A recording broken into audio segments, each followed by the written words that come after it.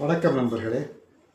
சென்ற முறை நான் இந்த பயிற்றுவிக்கின்ற முறையை பற்றி பேசுகின்ற பொழுது செயல்பாடுகளின் மூலம் கற்றல் கற்பித்தல் என்ற தலைப்பிலே பேசினேன். அதை கேட்ட நண்பர்கள் சிலர், குறிப்பாக கலகல வகுப்பறை சிவா போன்றவர்கள்,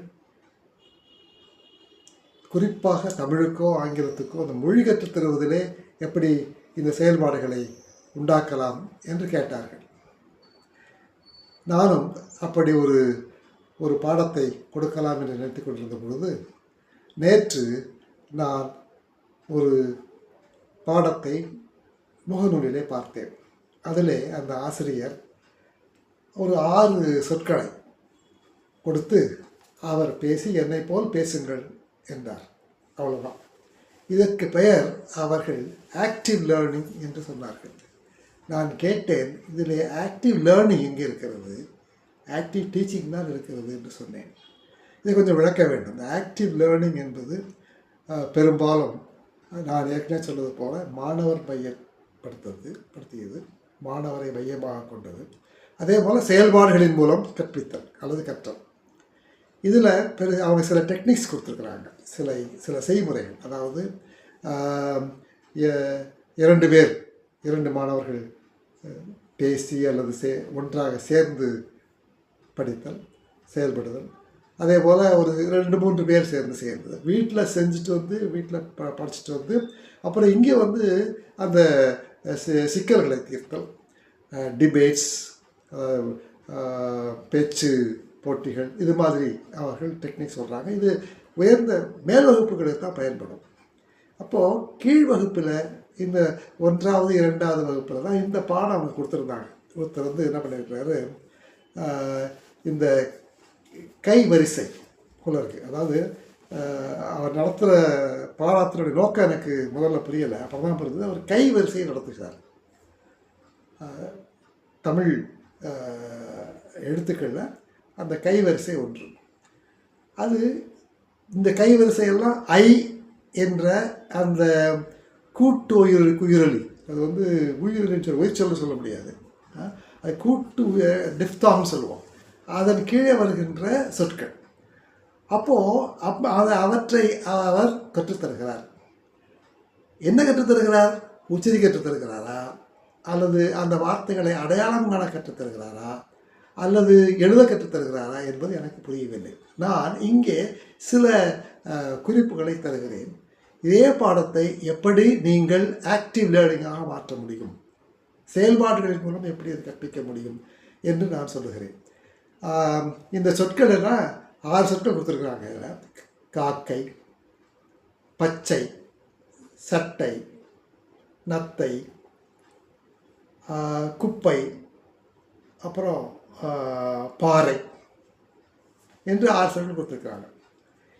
இது என்னுடைய நோக்கம் என்னவாக இருக்கும் என்றால், மாணவர்கள் இந்த சொற்களை அடையாளம் கண்டு வாசித்து எழுத கற்றுத்தர வேண்டும். அதான் என்னுடைய நோக்கம். அப்போ என்ன செய்யலாம் பாருங்கள். நான் வந்து ஒரு சிலதுக்கு மட்டும் எடுத்துக்காட்ட சொல்கிறேன். இப்போ காக்கை என்ற சொல் இருக்கிறது.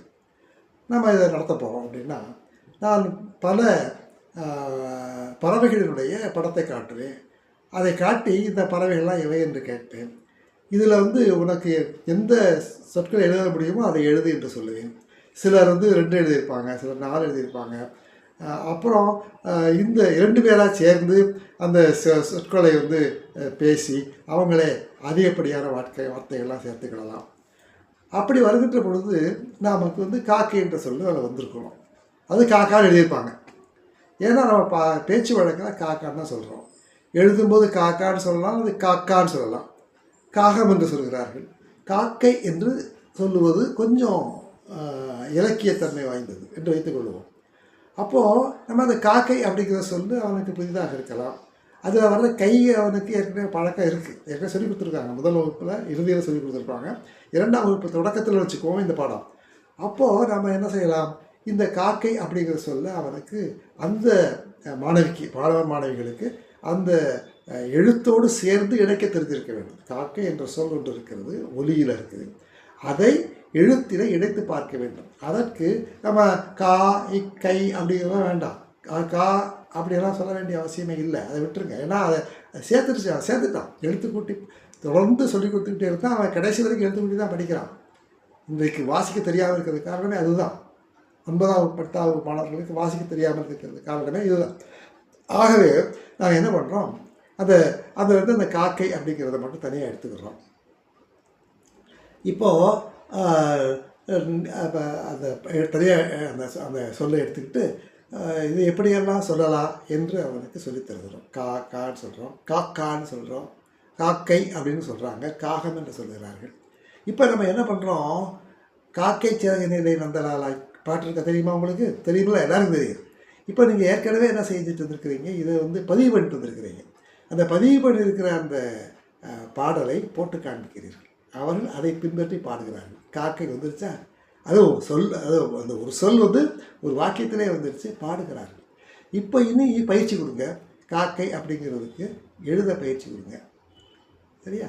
அதுக்கப்புறம் அதே மாதிரி நீங்கள் சட்டை, அதுக்கெல்லாம் நீங்கள் பயிற்சி தேவையில்லை. இருந்தாலும் இது சட்டை அப்படின்னு சொல்லலாம்.